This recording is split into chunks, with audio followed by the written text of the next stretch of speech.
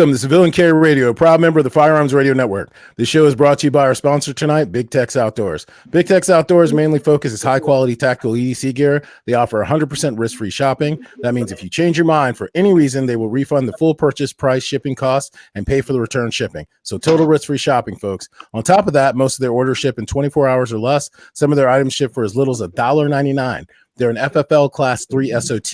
They sell suppressors, SBRs, and other NFA items. Check out their website, Big Tex Outdoors, and use the code CC Radio for a 15% discount at checkout. And remember, folks, risk-free shopping.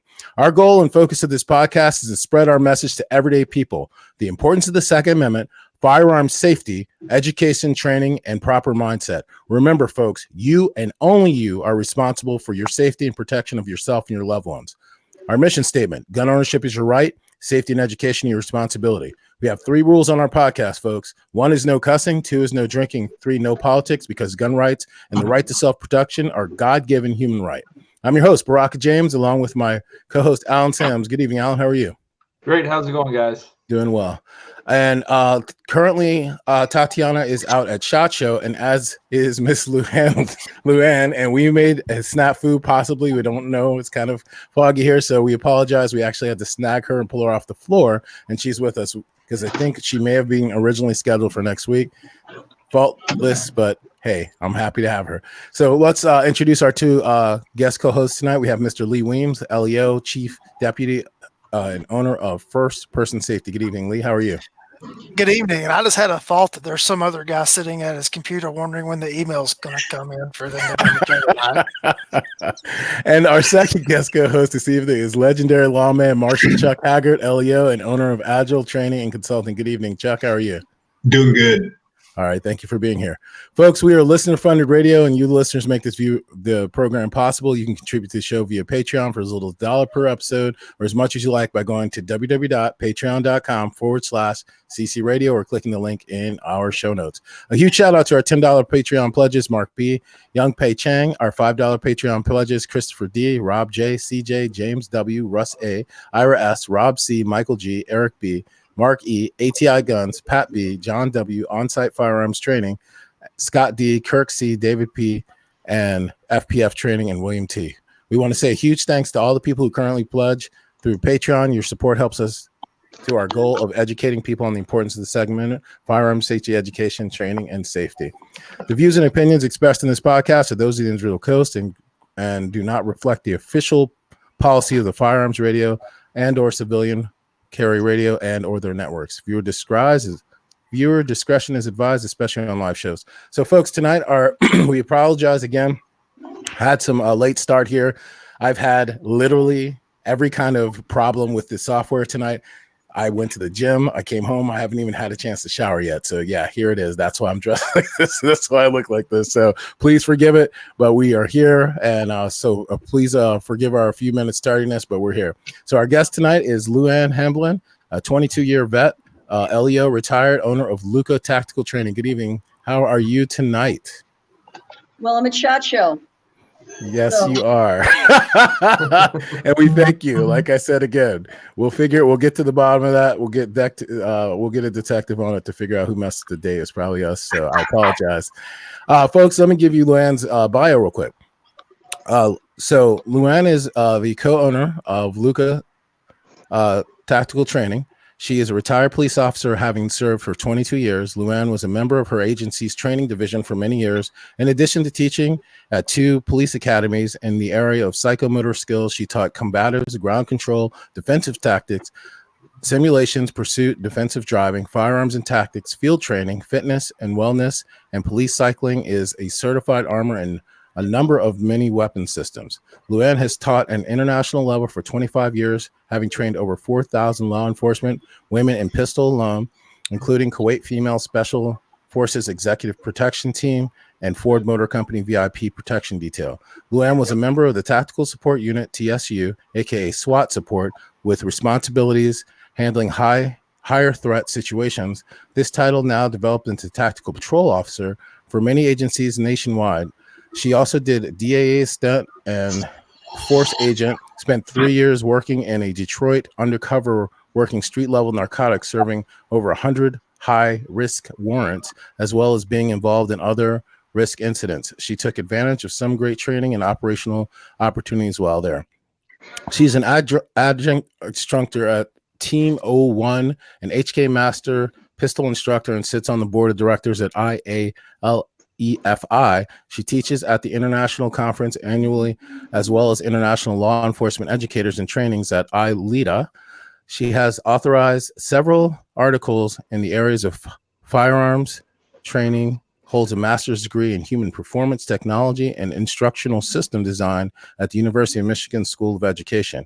In 2015, Luann received the Alumnus of the Year from U of M for her contributions to public safety and training. You can find her website at www.loutactical.com. It's LOUKAT tactical.com.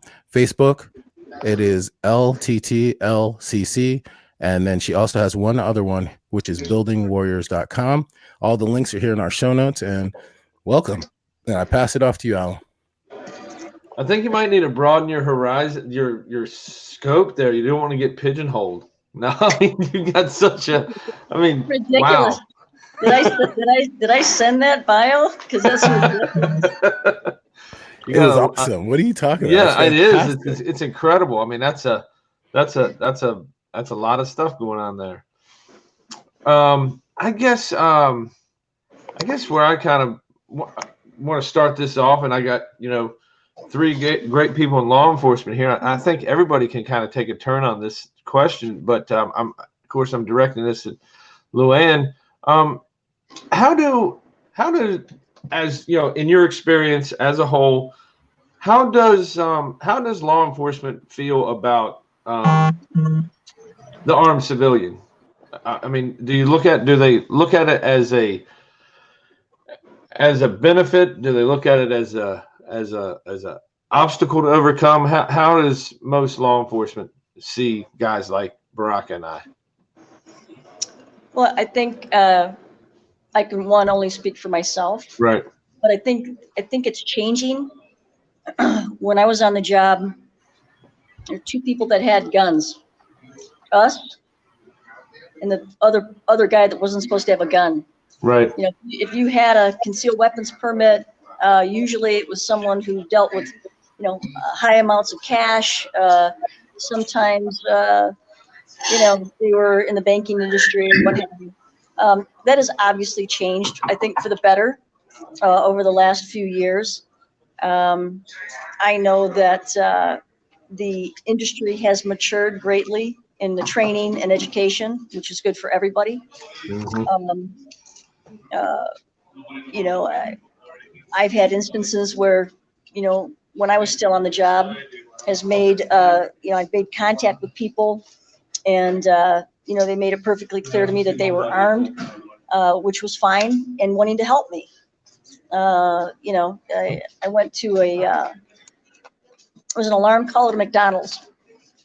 Typically, McDonald's opens at 5 a.m. People are moving food in. They're doing these types of things, and the call came in that it was a peculiar type situation. It was an armed citizen, and I thought it was kind of cute. He was a good old boy from Texas, and he let me know that if I needed any backup, he was there for me. I'm like, hey, brother, appreciate you. No problem. But I had a different attitude about firearms training, and a more diverse background and a comfortable background with people, armed citizens. And I've had some negative instances with them as well. Mm-hmm. So I can just speak from my own experiences, but I can tell you that it has changed quite a bit. And people are, like I said, much more mature about it on both ends of the spectrum. Right. So I was going to add one caveat that Alan left out. Alan and I are very, very well trained. We've taken a lot of instruction over the years from top instructors throughout the country. We're not, unfortunately, the average, and that's why we're doing a show. We're trying to make it the average. So I have to throw that caveat, because there's a lot of people out here walking around that have no training, and those people, that's why we're pushing this, because we don't want them drawing a gun and not being able to shoot properly, not realizing in any kind of capital damage that could happen behind, collateral damage. And those are the people, like I said, that I think I don't know, but if I was a law enforcement officer, I'd be scared of that because I don't know what training they have, It's legit, but you don't know what training law enforcement has either. No. You guys can say that. I can't. So go ahead. That's a cue for you, Marshall Chag. You guys have got anything to add to that? Yeah, when you ask about what is law enforcement thing, I think one of my constant themes is there are 18,000 plus law enforcement agencies in the United States. 17,984 of them, and that's not a made up number, are under state and local control. There is no such thing as a singular entity of law enforcement in the United States. Think about it as you ride through any town in the United States and you ride down the main street and there's the First Baptist Church, the Methodist Church, the Episcopal Church, etc. They're all pretty much doing the same thing, but they're all a little bit different. Okay, that's law enforcement. It's like denominations of any major religion that you want to see. There's so many different ways of doing the same thing, and it's just not a single entity. And my experience is a little bit different. Policing in the Deep South, where coming in contact with people with guns, was just a common thing. It's expected. I'm not sure about which. Where she policed, I think it's Michigan. But I don't know anything about the jurisdiction. But in Oconee County, Georgia, you expect to see people that are armed rather than not armed. Y'all have loaners in case people from out of town aren't. We have actually handed out guns for people, so yes, it has happened.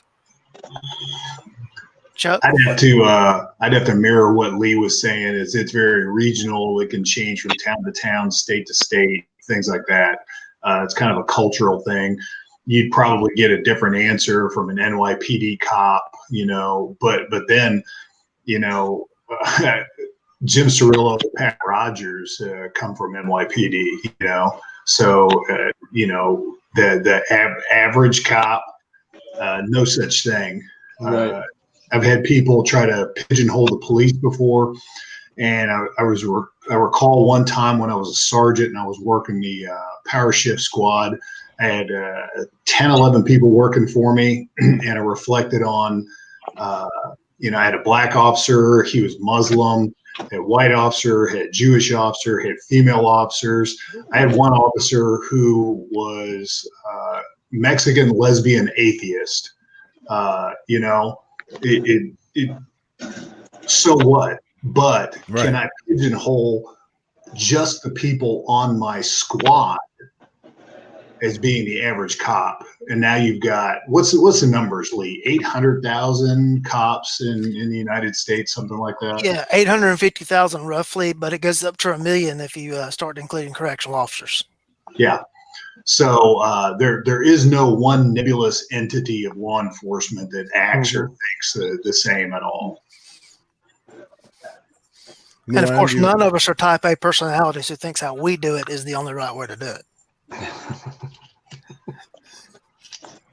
That's the truth. Luann, did you have anything else to add to that? If not, we'll go on to the next question. Go ahead. Okay, Lee. Chuck? Hang on. I'm the one experiencing technical difficulty. Alan, I know you have a list of questions. Okay, Well, I'll jump back in there then. Right. I was interested when I was looking through your course offerings and stuff like that, and being 100% civilian and all that. I noticed that a lot of your courses that you offer are like female officer survival course or female officer pistol course.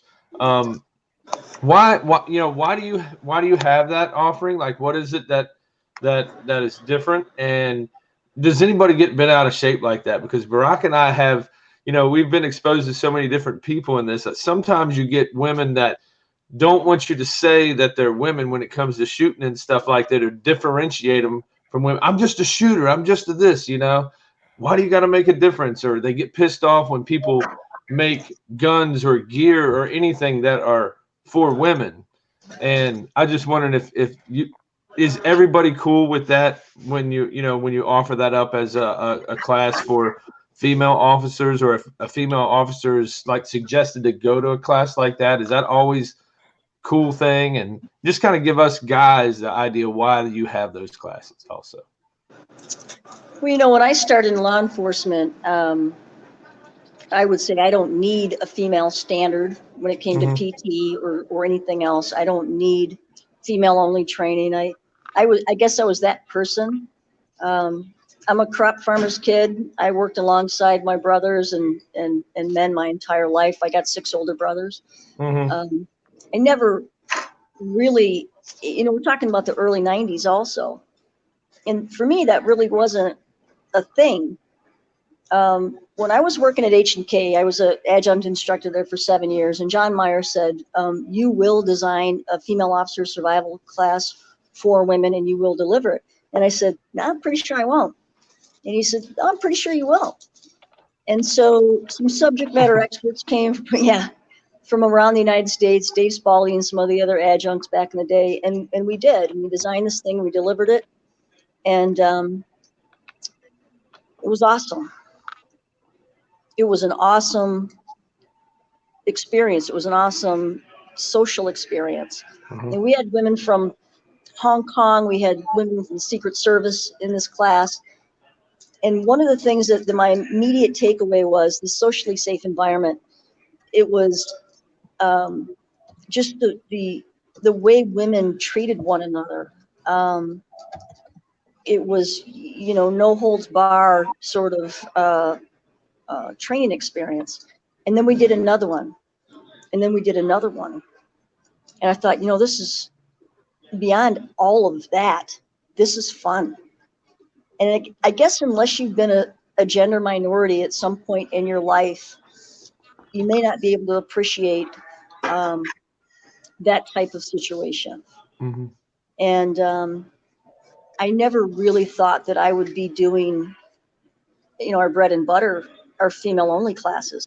So when I have a sergeant that will call, or a chief, and why do I need to send, my females to your class? I'm like, I don't know.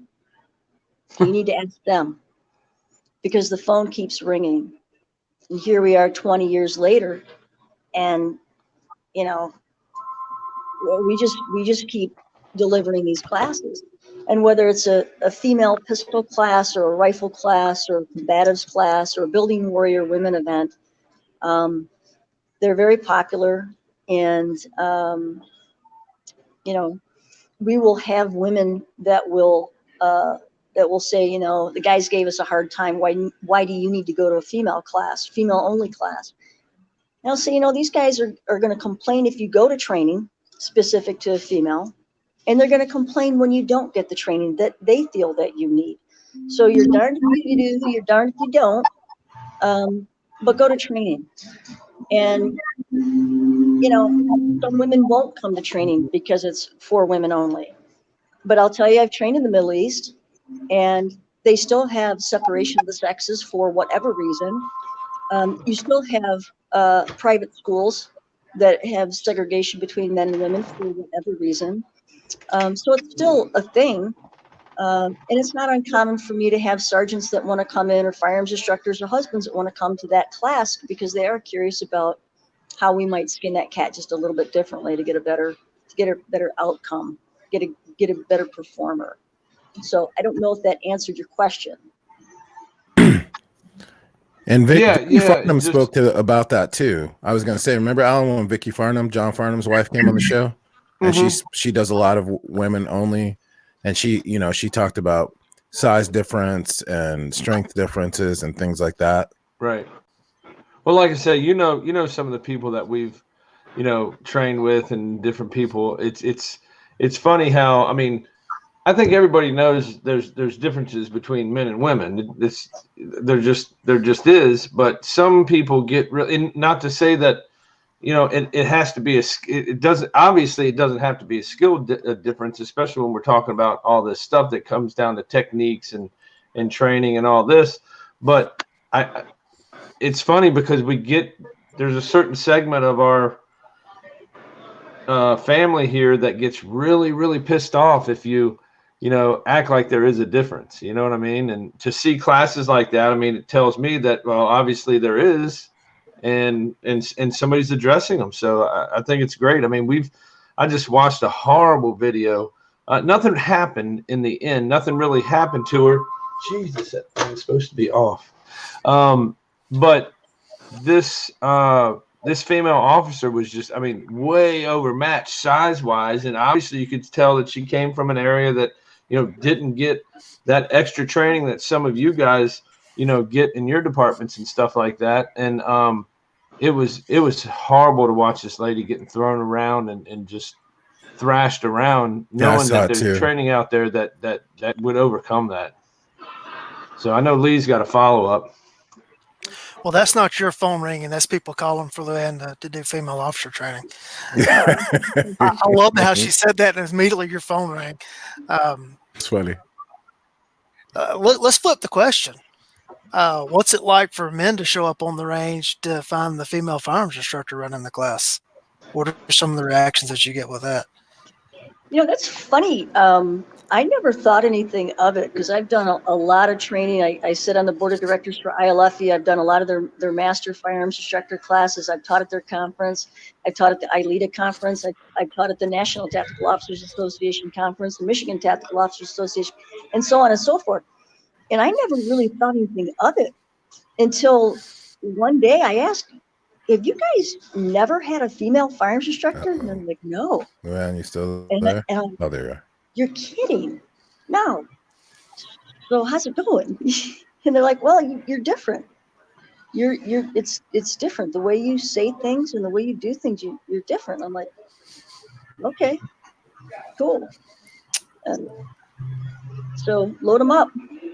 I just had my 21st anniversary on the job, and sitting here thinking right now, I can only think of where I showed up as a student in a class, in a law enforcement class, not private sector. I can only think of one female firearms instructor in that entire time.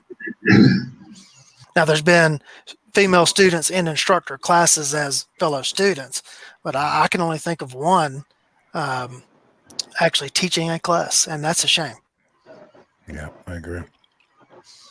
Well, there are a ton more. In fact, Vicki and I, along with John and a handful of others, sat on a panel at SHOT Show with the LEAP program, and we talked about that very thing where she and I have both tried to go out of our way to find out why there's so few women in all the hard skills, firearms, defensive driving, PT, DT, and combat casualty care in the law enforcement spectrum. And a lot of it is just because there's so few of us to begin with, 12.6%. And there's just a ton more as I become more and more educated as to the armed citizen. There's just a ton more female firearms instructors than there are in law enforcement. And it's just unfortunate because Vicki and I are talking about legacy building years, right? And the mentoring piece and how important that is, and how do we attract more women to the profession to begin with, because we just have so few to pull from. And how do we recruit them, mentor them, and mold them, and then elevate them in those hard skills? So it's a challenge. It's ongoing.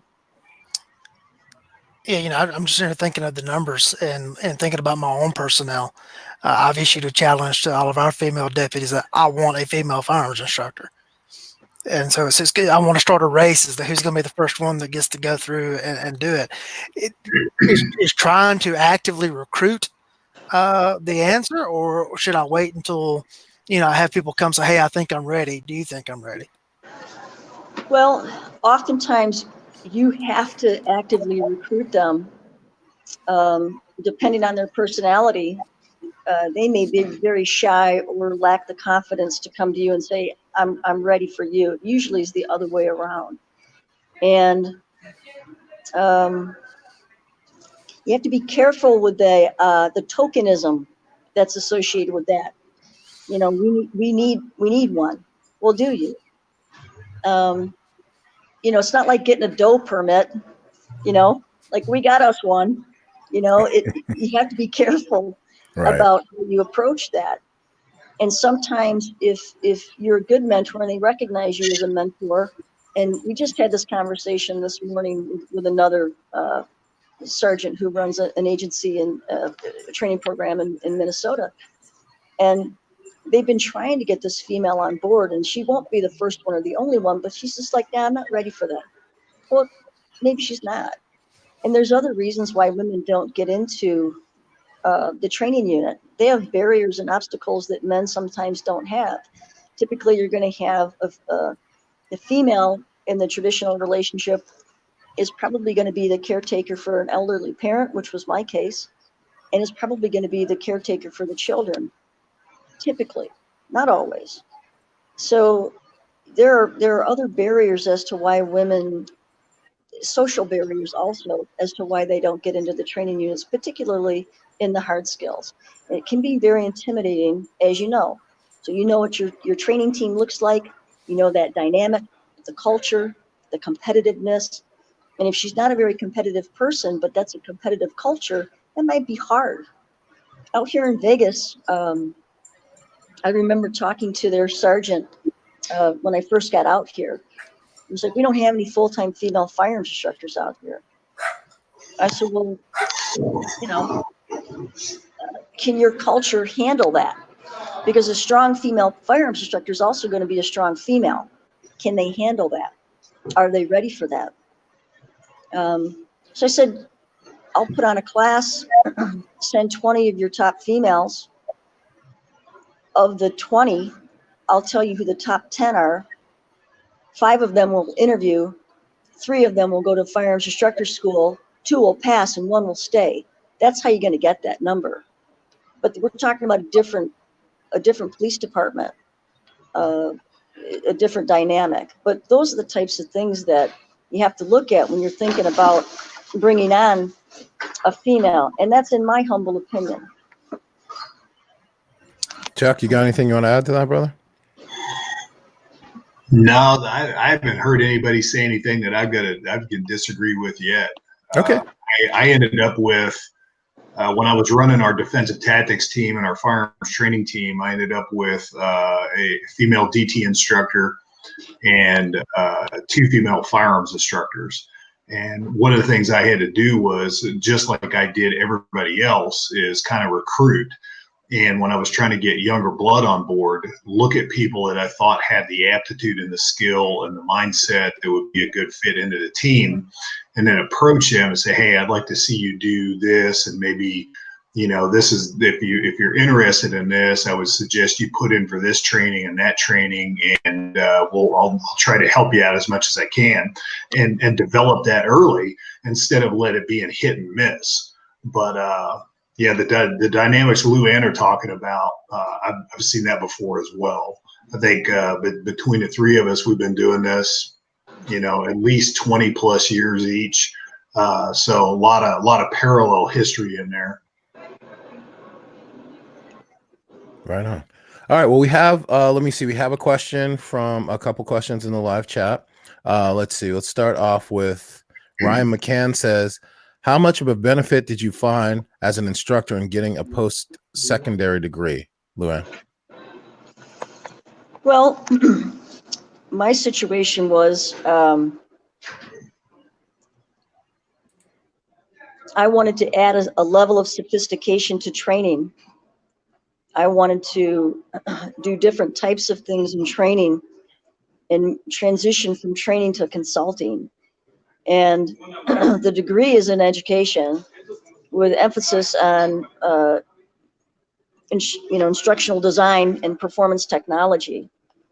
And that's just something that I felt that going past law enforcement would be in my best interest. Although I was mocked at my agency for spending the money, I was told, you're never going to need that education here. And I thought, yeah, you're right. I'll never need it here. But there's life after law enforcement, and I wanted to create a vehicle for myself that I would be able to do things well beyond the 36 miles that I operated in. and it has always served me well. And I don't regret spending the money or the time. It has polished us as an organization, my group, and it didn't matter what my organization thought. It has opened doors. I've done things that I would not be able to do otherwise. And, my parents were very humble folks. My mother didn't graduate from high school until 1984, the same year I did. And so education was not something that was, something that was mandatory growing up. Again, like I said, I'm a farm kid. It just so happens that a number of my siblings went on to get advanced degrees as well. So again, you never know what's going to happen in this job. I got hurt early, and I thought I need to go back to school. I don't have enough education, and with a decent degree and enough education and training, I could always teach from a wheelchair. And so that was my whole thing. Just thinking in the long run, I just wanted to be able to contribute. And so for me, education was key. Great. That's amazing. And what great planning on your part. Go ahead, Lee. You mentioned instructional design. Please give, 2, 3 instructional design tips for all of the firearms instructors out there that are listening. What are 3 things that you would like to impart that we could incorporate in when we're developing our lesson plans? Training needs analysis or front-loaded analysis, determining what the needs are, separating those from wants. Certainly having terminal objectives that marry up with policy. As trainers, we are an arm of our administration. We create a verb. Training is something that is an action verb. And so understanding that when you design training, you have to have policy and procedure in mind. And, when you analyze front-end analysis, if you will, it's important to break things into 3 different areas: people, places, and things. So the human piece, who's involved in training, who's the end user. Places would be environmental. For example, we design training specific to the needs of the police cyclist. We design training specific to the needs of the school resource officer. So that's important, taking the environment into consideration when you design training.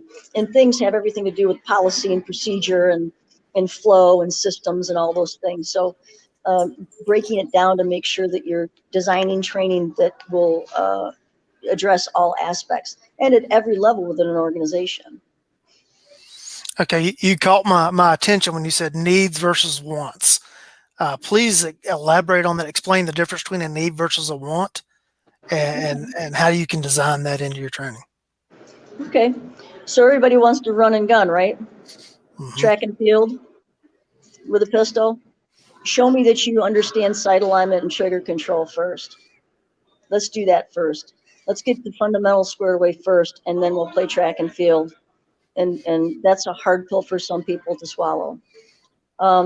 Needs also is relative to levels of performance that's expected by administration, for example, or what is demanded by the public. And so, again, you have to be able to separate those 2. And because they're adult learners, sometimes providing a want is also important. You want people to come to training. You want people to embrace the message. You want people to practice. You want all those things. So sometimes you have to give the participant something that they want to do also. So here's an example.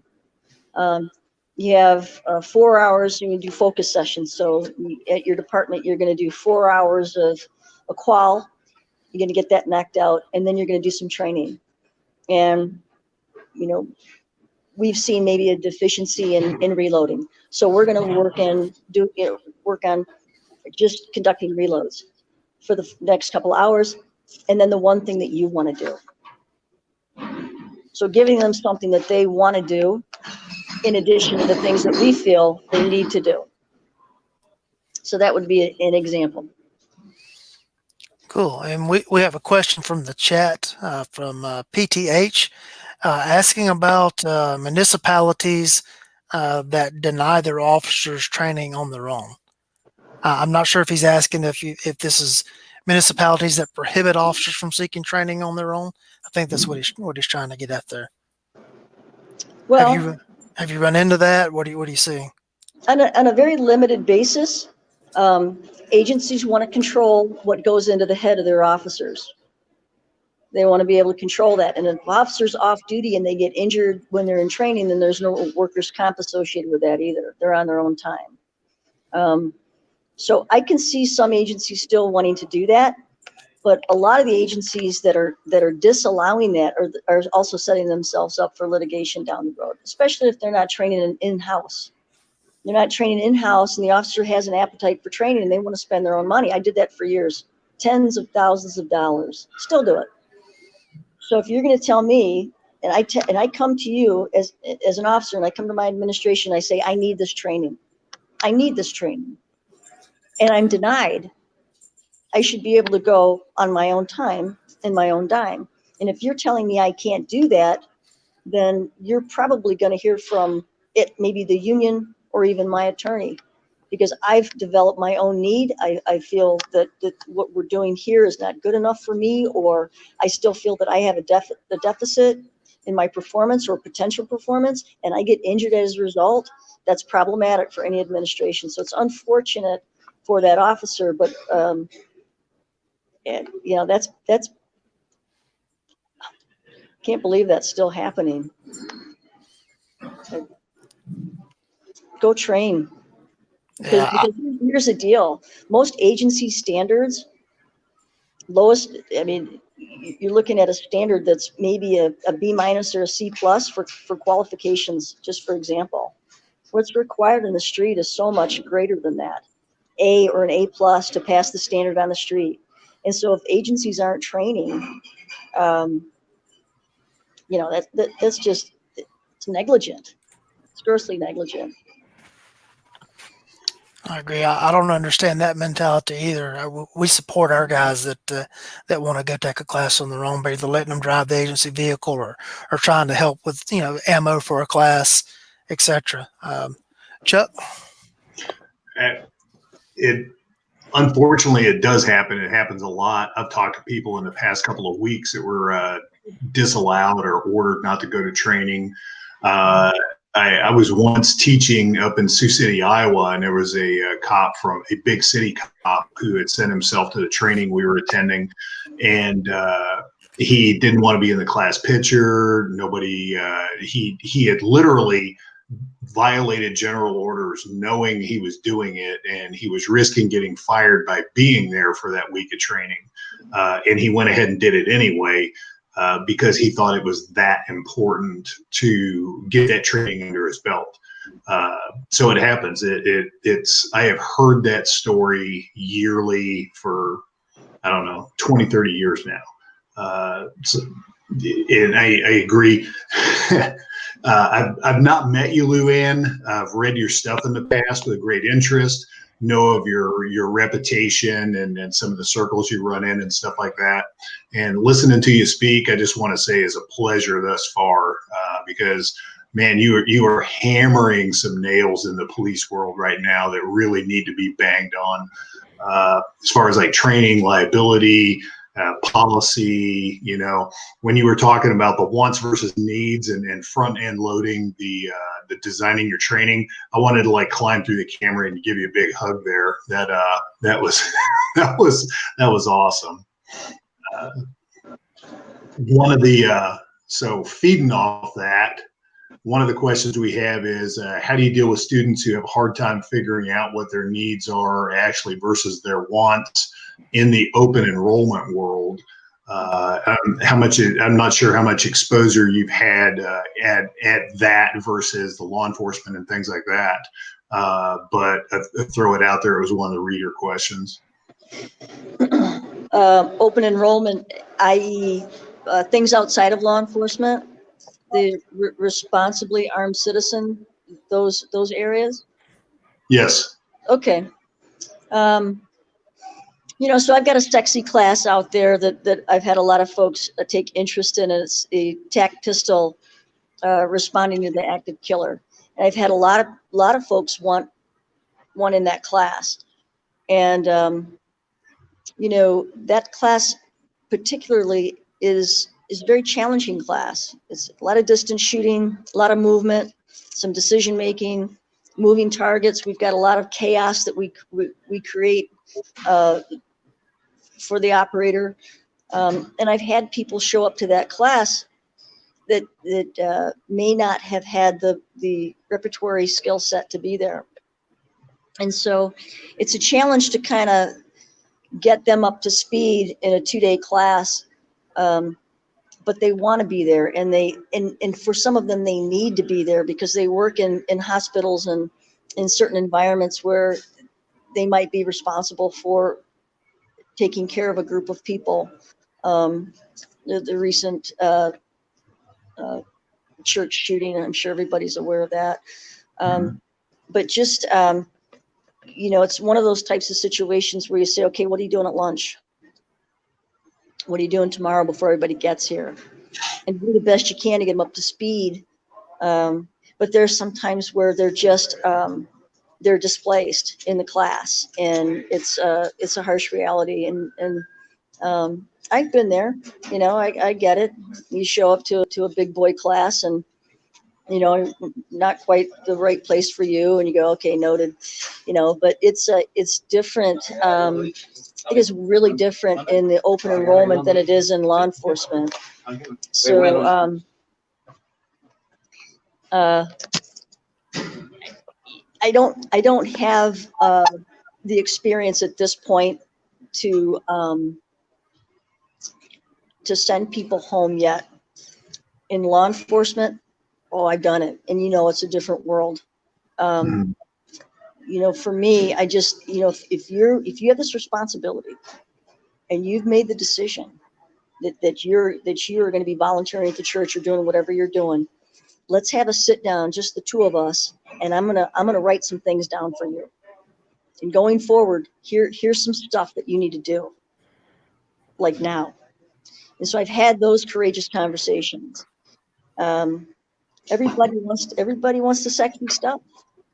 And that's one of the reasons that I think my team, my group of instructors, we've had long conversations about, okay, if we want to do this open enrollment stuff and we want to help people, particularly women, and do more tactical fighting with a gun and combatives and maybe some knife stuff. We have to make some decisions about where we want to enter into this arena, because there's certain things that I just don't know if we should be doing, first of all. And we want to provide something that is needed, that's not already been done. So I think prerequisites to some of the stuff that we're doing is mandated. I had somebody show up at a class that I did. We were doing some reach out and touch, and we were shooting at 50 yards. And this person had a 380, and this person shot everything but downrange but the target. And so, okay, let's try to manage that. And what do you do when everybody else is squared away, at least to a certain level? And it's going to be different, and it's going to be a challenge for me, but it's something that we have to start thinking about how we're going to handle that. Prerequisites, we have something in the works right now called the Warrior Women University, or Building Warrior Women University, with step classes starting from the beginning, freshman, sophomore, junior, senior, and then the master's program. Those are things that are in the works right now, and they will be prereqs, just so we can try to help with that very thing that you're talking about. And I think that's a phenomenal way to address that, is doing those steps to make sure that you specifically have certified them, you or some of your cadre, as opposed to taking someone's thing. I mean, one of the things we always try to do, Luann, on our show is we try to vet every person we have on, because we pass a lot of business. Lee will tell you, He's had a lot of people come, you know, from different states to come train with him because they've seen him on the show. So it's very important that we vet everyone and make sure they're good. Like, your vetting was easy. Greg Alfred said, you need to have her on your show. And I was like, okay. So that was a pretty easy one. Because, I mean, again, when you're talking to people, you're touching them, you're reaching them, and we're hoping you're the person that gets them to go out and train. Because the problem with the other side of not having prerequisites is people who are reactive. They already had an incident happen to them, so now they're seeking training. We're trying to get people to be proactive and go and get training so that nothing ever happens, or if it is, they're prepared. And that's the hardest battle that we fight.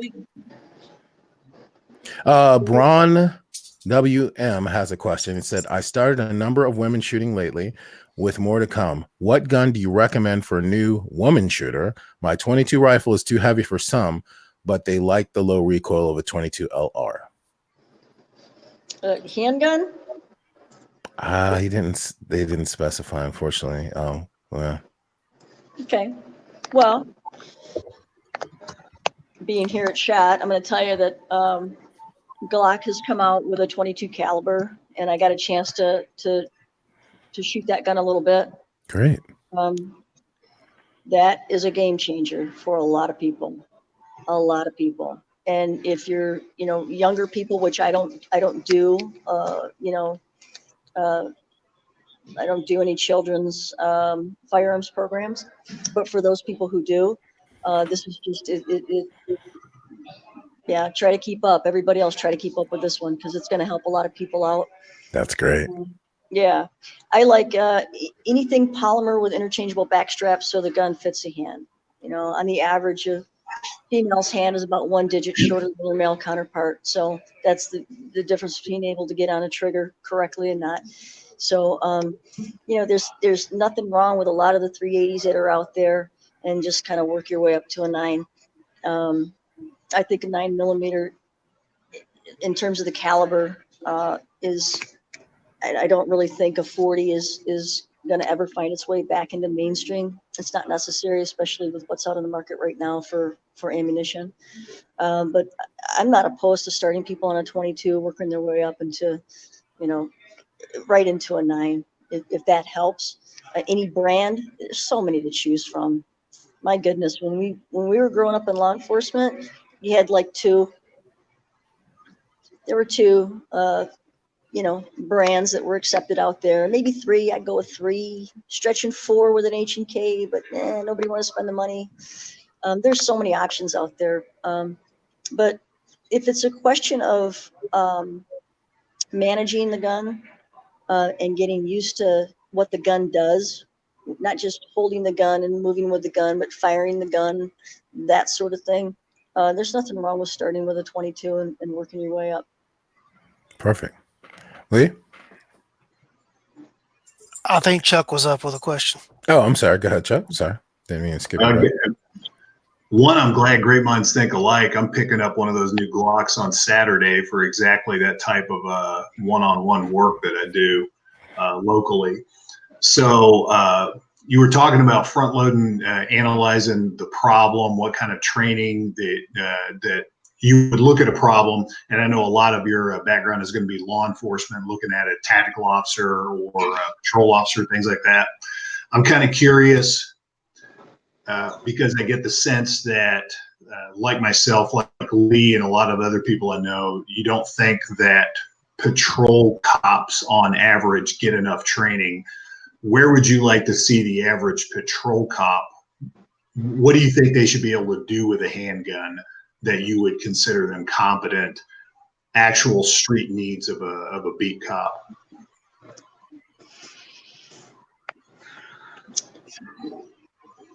What do you mean do with it? Like give me an idea of. Well, I don't know if you have any standards in mind that you do in any of your classes, like what, if you can do an El Presidente in a certain amount of time, or if you can max the FBI qual. Is there some drill or some benchmark that you use personally in classes to kind of see where people are at, or as a goal or anything like that? Yeah, I think one in particular is 7 yards on a 12 by 18 piece of steel in 1.5 or less from the holster. No question about it. That's definitely applicable, especially after the Texas shooting. Mm-hmm. Can you hear me? You dropped. Yeah, there you are. Hang on. I think I lost you. No, your volume, we can still hear you, but it's just really, really low, Luann. I don't know why it dropped. Okay. Can you hear me? Yep, much better. You're back to normal. Hang on. We can hear you, Lou. No, we can hear you. How about now? Yeah, we can hear you. We can hear you fine. Luann, you may not be able to hear us, so we can hear you. You're good. You're good. You're good. Luann, you're good. All right. I don't think I lost you. Yeah, we can hear you. Fine. Can you hear us? I don't know. We can hear you. You're good. She doesn't see me. Luann, you're good. I don't think she hears me. Apparently, Baraka, it's not all good. No, it's not on her end. I don't think she can hear us. We can hear her, but I don't think she can hear us. I'm guessing she's got a connectivity issue of some sort. Yeah, because we could hear her fine. Let me text her and let her know. Yeah. Oh, that's why. That's what disrupted her deal. Let me let her know. No, you're good. Oh, I got to catch her. It's trying to catch her before she dropped. Hold on. I'm going to let her know, guys. Hold on. Stand by. Chuck, while he's trying to reestablish the connection, I'm going to turn your own question around on you. Where do you think the average patrolman needs to be? At minimum, we part of our qual on the Kansas Sea Post is very reminiscent of Tom's typical 3 shots, 3 yards, 3 seconds type of thing. We have exactly that, and I think on the qual target that we use, if we keep it all in the pie plate, it's a sidestep, draw from your security holster. All the retention devices have to be activated. 3 shots, 3 seconds after moving on the draw. I like to turn that into a failure drill. So 2 in the pie plate, 1 in.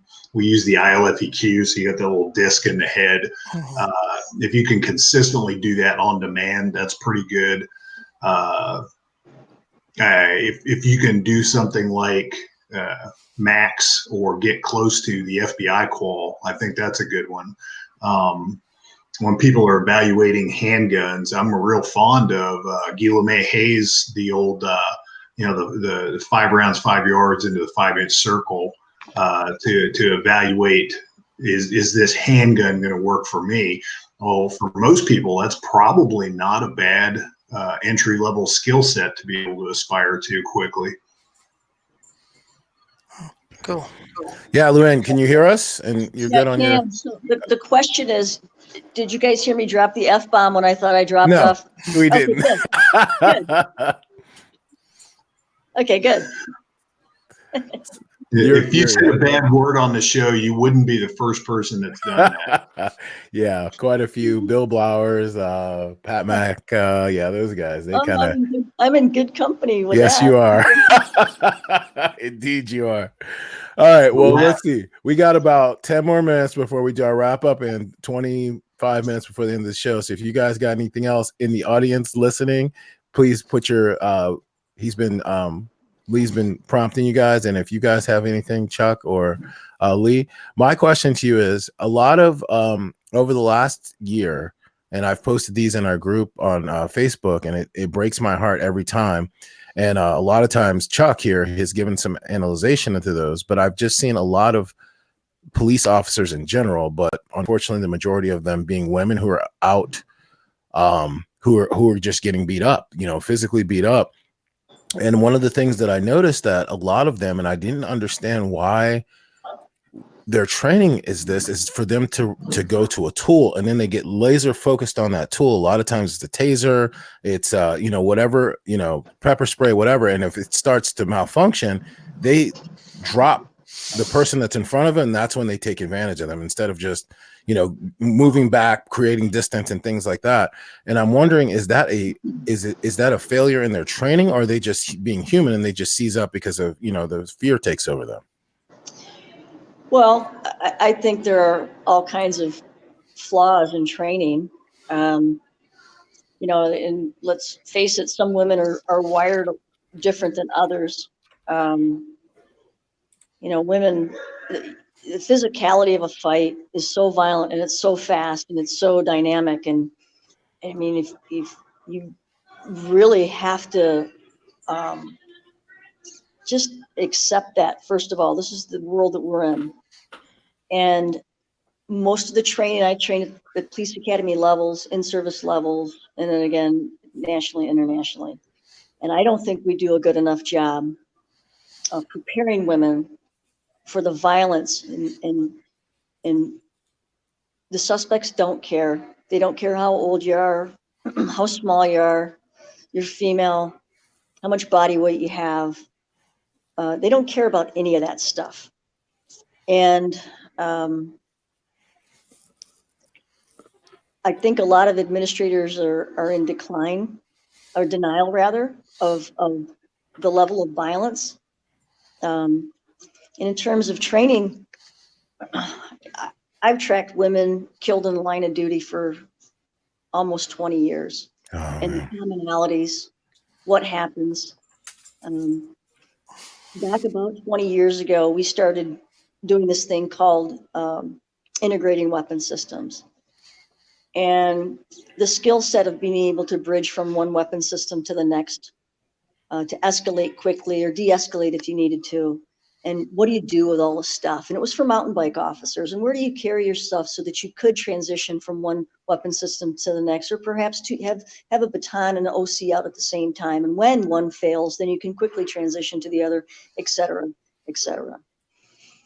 I don't know of a lot of departments that still do that. We still incorporate that in certain types of classes that we do. But particularly for our women in law enforcement. I've seen it too. I've seen, you know, repetition to you just can't move anymore. And there's so many different opinions about how you should train motor skills, power development, all those types of things. I'm not a big fan of trying till you're dying. In my world, I'm 5'5", about 130. If I can't influence your behavior with 2 or 3 hits on the baton, I've got to transition to something else. I'm not going to try till I die. Don't give up. Don't give up. Well, you know what? It ain't working. I'm going to something else. Or I'm going to move. And that's another thing that we don't spend enough time on, is teaching people how to move to get out of the way. You know, I got 6 older brothers. And I'm going to tell you that one of the best ways to win a fight is to avoid getting hit. Right. Amen. I don't care what kind of fight it is. Avoid getting hit. So hit avoidance. How do you move? Can you move your body? Or are you carrying that extra 30 pounds or 40 pounds? You know, and this might anger some people, but you know, you go into a bureau, you work in the street, maybe you're not wearing that body armor anymore. You go into a bureau, you come out, you need a new uniform. Or post-pregnancy, you need a new uniform. I mean, if I were queen for a day, I would have fitness standards that are just a little bit different than the norm. And not necessarily strength, but just speed, agility, and quickness. You know, strength and conditioning, not everybody's into that sort of thing, but I wasn't afraid to mix it up when I was on the job. And I had the confidence to mix it up when I was on the job. But the confidence didn't come from a coffee cup. So there's I think certain things that, and ways that we should train women a little bit differently than men, and that is that sliding use of force scale. Ladies, if you go hands-on with somebody and that person pulls away, why are we going back to holding hands? Why are we training women not to escalate sooner? You know, I don't know what it is. I think there's some ego involved with women. No, I got this. No, you don't. Grab the baton and go to work. You know, you give you these tools. And then one of the things that's most disheartening to me is you give them a taser and now they don't have to carry their baton anymore. I mean, you don't have to carry it like it's a burden. It's a tool. Learn how to use it. And it's just, it's like pulling teeth a lot of times, and it's unfortunate. But I don't think the message gets to the female officers that they can escalate and should escalate as soon as they can to control that situation, to save themselves from getting injured and save the suspect from getting injured. That's my personal opinion. I think it's right. I've never been a police officer. I've always been, I'm just a regular civilian, but I worked part-time in some of the most dangerous clubs in Washington, D.C. for 19 years. And I will tell you, back then, I'm 6 foot. I was 285. I was doing a lot of powerlifting. I was very powerful, but I didn't have a very big engine. But for that kind of job, that's all you need. And what you're saying about the speed of violence, even I was surprised when I first started working in it back in 1995, when fights would break out. It took me a long time to get adjusted to it. And it is the quickness, the faster you are on somebody, the faster you break things up, and you use, like I said, you grab, you go. I mean, immediately, seamlessly. That's what was able to fix those things and stop an escalation of force before people could get to weapons, before they could recruit other people to get into the fight. So I'm 100% with you, but I don't know if I don't know, you three could explain and expound on this to me. When you guys are in your academies, are they training like that? Like if a guy like me came in and I'm playing the bad guy and I'm wearing the red battle suit, do they let you go at full force to get acclimated to that kind of, or is it, mechanical, like Hollywood type of, you know what I mean? Like, that's what I'm wondering. Do they let you go full force and at the speed that it really happens? No? No way. I don't understand that. That doesn't make any sense to me. Why would they not prepare them for realism of life? I don't think it's an academy question. I think it's you've been programmed to second guess question. Chuck, what were you going to say? What were we going to add to that, Chuck? Well, and it's also, I can tell you from having run a DT program for a long time, the first time you get somebody hurt, all they want to do is shut your program down because you get a work comp claim. Somebody broke a pinky or something, it's time to shut the whole thing down. The lack of courage in senior law enforcement. This dude, whoever this is to my office while we were just on. He was hacked into my shit. It was Baraka, mute your mic. Mute your mic. We're having this is the technical difficulty episode. Yes. Yeah. I just with what Chuck was saying, you see training get shut down, like the DT training will get shut down due to injury. At my initial agency, there was a group that was getting together and going at lunchtime. There were more the office detectives and admin guys were going at lunchtime and enrolling. It rubbed it until one of the guys broke his arm. And then that stopped. Because that guy broke his arm. He's out of action for 6 or 7 weeks. And then now nobody else wants to go take that risk. I was alluding to it just a second ago, the program to second guess. And I think so many, and it's not gender specific at all, is the guys and the females out there on the line, the officers out there on the line, that they're just scared to use that force because they're worried about the second guessing aspect of it and what's going to befall them. And we tell our guys more force now equals less force later.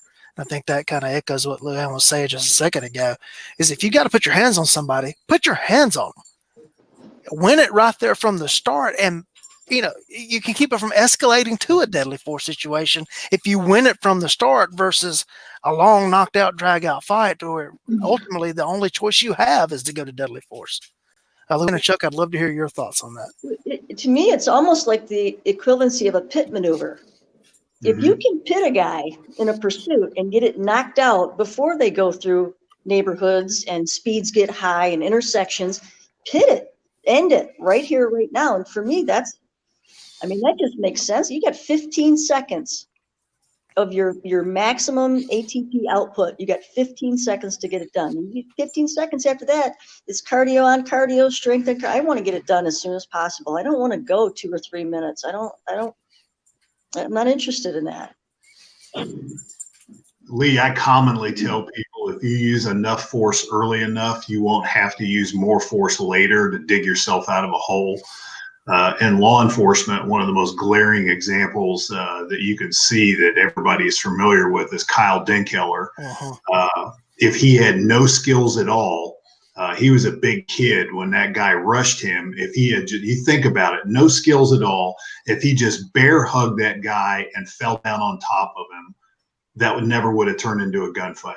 If he'd applied pepper spray, if he'd applied baton competently, it never would have gone to guns.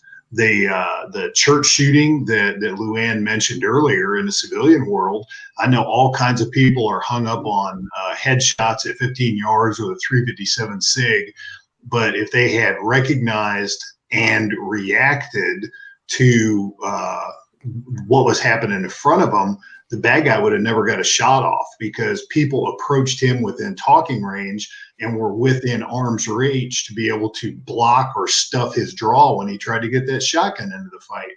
And those are glaring examples of both the police world and the civilian world of what I'm talking about. Enough force early means you don't have to use more force later. I think we're all preaching to the choir here on that one. Yeah, I had a rookie deputy about 3 weeks ago. Responded to a call at the Walmart, and he approaches the guy in the parking lot. The guy has already made it into his car, and the deputy walks up and makes contact with the guy and starts talking to him, and the guy is not being cooperative at all. And then all of a sudden he starts trying to roll the window up on the deputy and gets ready to shift the car into gear. Okay, what are we fixing to have at this point? We're fixing to have at least a chase through a parking lot or whatever. And it was beautiful. This rookie deputy, less than 6 months out on patrol, Chuck, he caught the windows that's going up, pulled the window completely out of the car frame, smashed it, pulling it out, grabs the guy, pulls him out of the car before he gets in gear, puts him on the ground, handcuffs him. It's over. It is over. He wasn't scared to act. He did what I can't train a guy, hey, when they start to roll out the window, you smash it out and grab the guy, but he wasn't scared to act. And that's something we can instill in our people. And I just, on the profession wide, I think that's where we're starting to lack. Well, what Chuck was saying about engaging, when you have certain tactical options, engage, disengage, or a tactical stall, if you're allowed that sort of time and environment. But the whole idea of being aggressive like that or using offensive tactics, that sounds too much like offensive. So in the church shooting, Chuck, it's funny that you and I sort of had the same idea about that. That's an engagement. That's a flatten out the gun. That's hugging that guy. That's getting the gun oriented in a different direction and engaging, making a second skin of yourself to that adversary.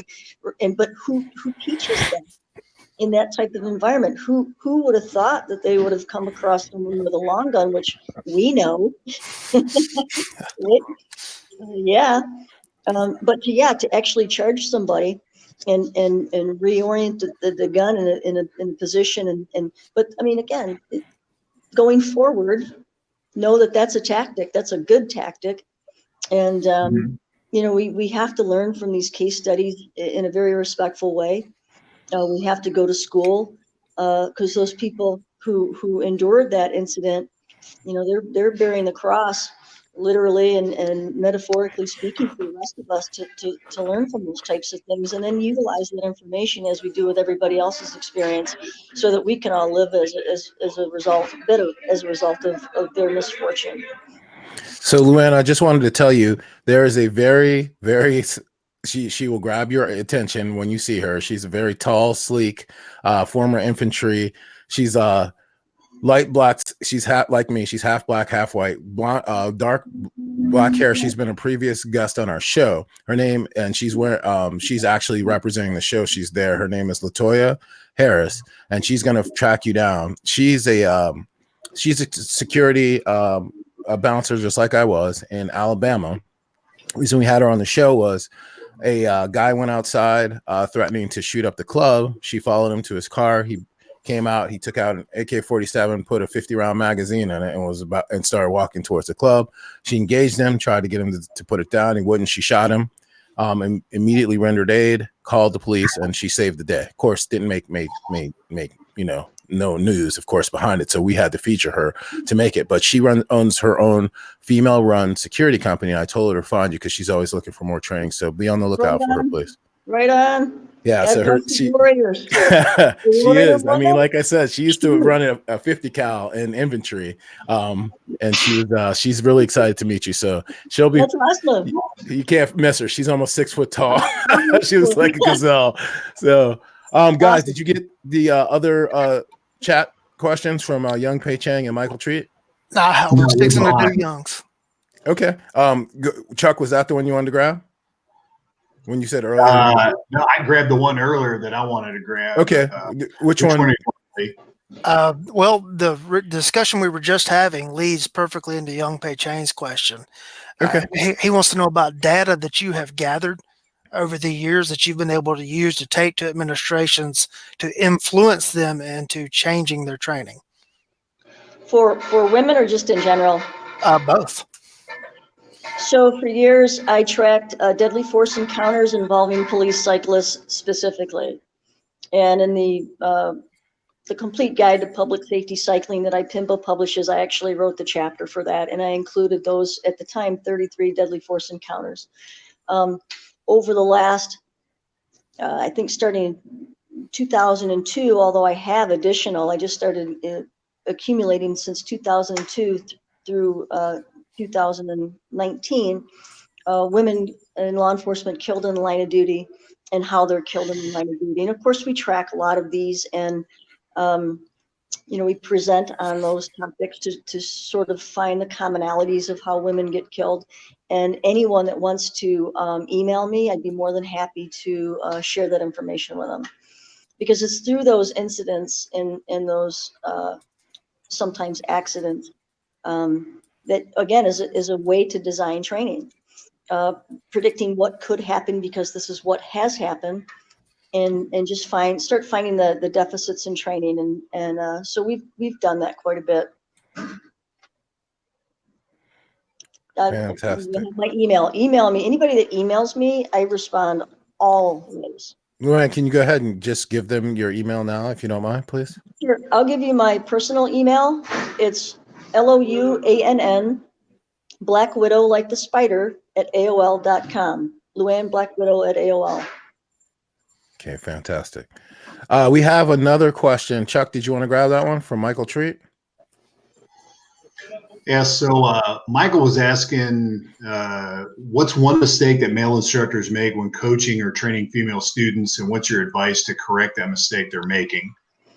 So the one thing that I find common with male instructors is they communicate in the negative. So stop jerking the trigger, stop anticipating. And for me, just as a motor skill person, I want you to tell me exactly what I need to do. And sometimes not what you want me to do, because, it's not really about you, right? Instructors that say, I need you to do this, and I, and by the time you get to your fifth I, I'm like, dude, who's this about, me or you? Amen.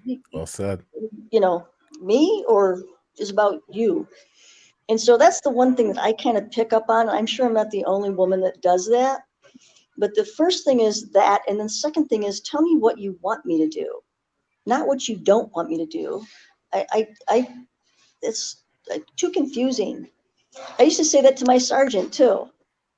He'd say, you can't call people this and you can't do that. Okay, what do you want me to say? How do you want me to respond to that? Tell me what you want me to do. I'm a good soldier. Just tell me what you want. So that's the first thing is just make sure that when you see someone doing something a way, tell them exactly how you want them to do it another way. Wow, well said. That Okay, is phenomenal. I got another one for you. If I'm a visual learner, which I am, and you're talking to me when I'm trying to do something, I can't even parallel park with the radio on. So if you're in my ear and I'm trying to do, I will say, please talk to me before, talk to me after, but don't talk to me during, because I'm trying to focus on this thing. So that would be the second thing. That makes sense. I'm the same way. I'm a visual learner too, and I completely understand that it's very hard to do both because you're only giving half effort to both. Half is listening, and the other half is trying to do it, and so therefore it doesn't work out very well. All right, well, look, we came to the time now. I'm going to ask around real quick. Let's start off with Lee, then go to Chuck, and then to you, Luann. What do you guys got going on? Lee, where can people get a hold of you? What classes you got going on? What do you got going on coming up? All right. Well, my webpage is firstpersonsafety.com. And of course, you can match that up with Facebook and Instagram as well from that same name. This Saturday, I have my Standing Your Ground presentation, which is my legal presentation at Adventure Outdoors in Smyrna, Georgia. Next Saturday, I have the debut of a new class called Pistolcraft Foundations that I'm teaching in Martin, Georgia. And I have 3 spots left open in that class. And then March, the middle of March, the 14th and 15th, I'll be at the Mead Hall Range just outside of Oklahoma City in McLeod, Oklahoma, with my applied pistolcraft class. And there's plenty of space in that. And come on, people, sign up. I need Brahms ice cream in my life. And so I need to get a few more students to get that one to go in Oklahoma. TACCon coming up in March. And then in May, I'm doing applied pistolcraft in Crum, Texas. And then I've got some of the local stuff going. All right. And for the rest of you guys who don't have a proper Southern accent, he's saying Smyrna, Georgia. How the rest of us read it, which is where Glock Smyrna. is located. I know, brother. But I'm just Smyrna. saying most people don't pronounce it that way. I'm just being Well, honest. that's how the people in Smyrna, Georgia pronounce it. I'm just trying to help people get there, brother. I'm trying to help you. Yeah. If you go to Smyrna, Georgia and say Smyrna, they're going to know you ain't from around here. All right, Chuck, what do you got going on? Where can people get a hold of you, brother? Yeah, on my website, my company's Agile Training and Consulting, agiletactical.com. Got a website, got a Facebook page. I've got some off-book stuff coming up here pretty quick, local training. Got TACCon. My April's filled up. I'll be up in Council Bluffs, Iowa, doing my OC and MUC module along with small pistol skills, EDC pistols, snub revolvers. I'm doing that a couple of times this year at different places. I'm going to be down in Texas. I'm going to be in Oklahoma. I'm going to be John Murphy's hosting me at FPF in Virginia. I hope that Virginia doesn't ban training. I'm worried about that. Yeah, man. That kind of thing. Yeah, my calendar's filling up fast. It's going to be a busy year for me. Well, I'm glad you guys are who are very vetted, very good. And the biggest thing, you guys are all student focused, and that makes me happy. So now our guest of honor, Luann, please let people know what you've got going on, where they can get a hold of you, what kind of classes you've got going on, anything you want to point out. Please, this is your time. Well, we're pretty much booked through August at this time. Wow, fantastic. And I will be doing a piece for Girl and a Gun for their annual conference for my second year. That was a very impressive trip the last time I was there. You had 450 women. You show up at the range and they're all dressed in their their team shirts and stuff and just prideful. And I show up to the range. I'm like, my goodness, it's a cross between a softball tournament, a bowling league, and the biggest Tupperware party I'd ever seen. So I'm glad to be going back to that. That's awesome. We do have room on weekends to do certain things. People have to contact me directly if they want us to come to the range and do something. It's, again, the website's www.lucatactical.com. And we are doing some classes as upon request at this time. Open. All right. So now you've come to the most exciting quick minute in podcast, as Alan likes to say, but he's not here. Unfortunately, he's having some difficulties. He's got something he's taking care of at home. So I wanted to point out to you guys. All right. So it is time for rapid Fire 2.0 questions. It's 10 questions, Luann. It's what you think. Just quick, brief, not long, drawn out. And are you ready? Go ahead. All right. First one, is competition a good augment to defensive training? I believe it is. Fantastic. 2, least favorite skill to practice? Bilateral shooting right side with a rifle. Oh, yeah, that's a biggest training myth. Biggest training myth. Pass. There's a ton of them. There's a ton of them. Just pick one. It's okay. If you don't want to, we can circle back. All right. Next one. Yeah, striker fire, double action or single action only? Striker. Okay. Appendix or strong side hip? All right, so I'm left-handed, so it's not appendix. I call it LOC. It stands for left ovary carry. Ah. Home, pistol, shotgun, or rifle? A lot of pistols. We have them everywhere, and we also have designated firing points. Okay. Here at SHOT Show, I saw something different. Okay. Right. Springfield Armory has a new PDW called a Saint, and I'm pretty sure that's going to be my new bedside buddy.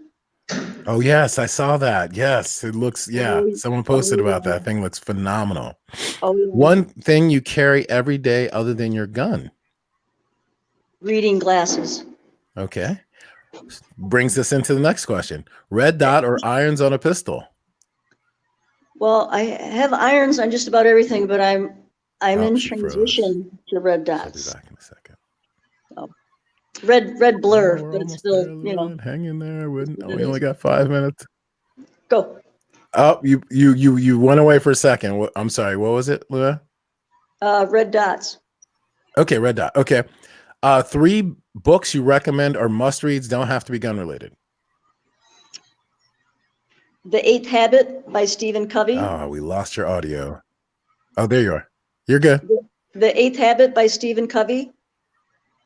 Building Shooters. And Telling Ain't Training by Stolovich and Keeps. And last one, please recommend one peer teacher, trainer, coach, or instructor that's not on the panel. My fiance, Dave Spalding. All right. Fantastic. All right. So we are not done yet, folks. Just real quick. We got final thoughts. Just a quick couple announcements for me. So folks who've inquired about the CCR t-shirts, we have some in stock. No pre-order. I over ordered purposely. So we had some in stock. We have 1 small, 3 mediums, 4 larges, and 6 XLs. Please send us a $20 payment to paypal.me/CC radio. In the notes section, please include the size and address. For anything that is 2XL or larger, we need $5, and that will be in the pre-order if it's not in stock what we have. To become a corporate sponsor or advertise on the show, send me an email to baraka3@gmail.com for details. Please subscribe, leave a like, comment, give us a thumbs up here on our YouTube channel.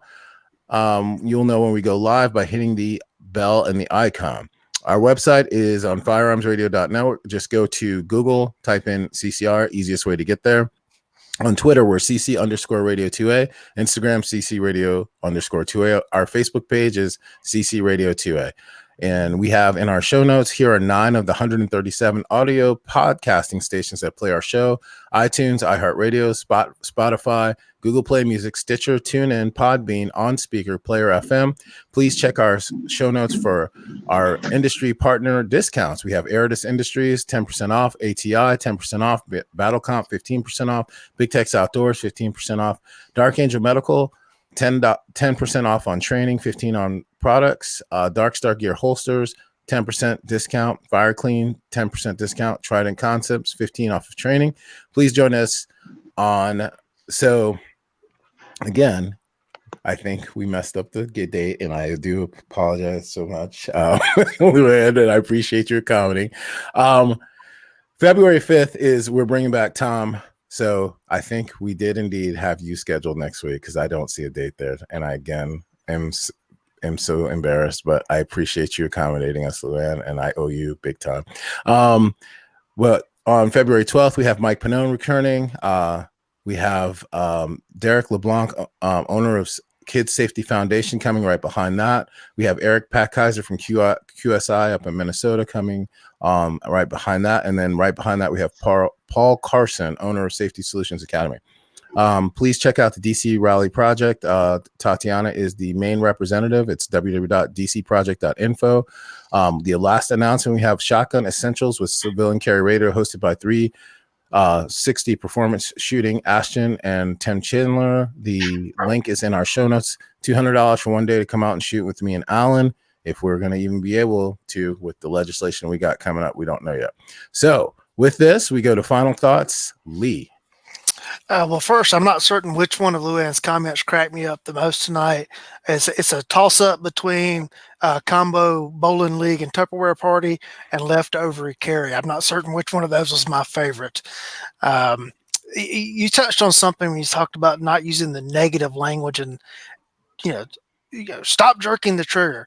I'm thinking back to my early days on the job, from the academy in the first couple of years. I was not a shooter that was in any danger of failing a qualification course, but I wasn't a high level shooter. And, instructors would come by and say, you're jerking the trigger. Okay, well, what do I do? Well, stop jerking the trigger. I'm like, that's brilliant. Thank gosh you're here. And then I managed to go to a class at the Georgia Public Safety Training Center, and a guy by the name of Sam Conway was the lead instructor. And as luck would have it, Sam sent me a message just before the show started tonight.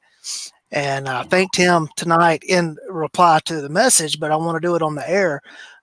Sam was teaching a class, and he had us shooting a drill, and I smashed the trigger just as he was walking by. And he says, you know what? You're jerking the trigger. And I turned around and said, sir, I don't know how many instructors have said that, but no one has ever shown me how to do this correctly. And he had me hold the pistol up and aim at a bullet hole that was already in the target. He pressed the trigger. I tore the same hole out. I had the exemplar drill, had me put my finger on the trigger. He put it on top. We tore the same hole out. And then he had me do it on my own. And when I did that one on my own, he says, that's effing magic, isn't it? And walked off.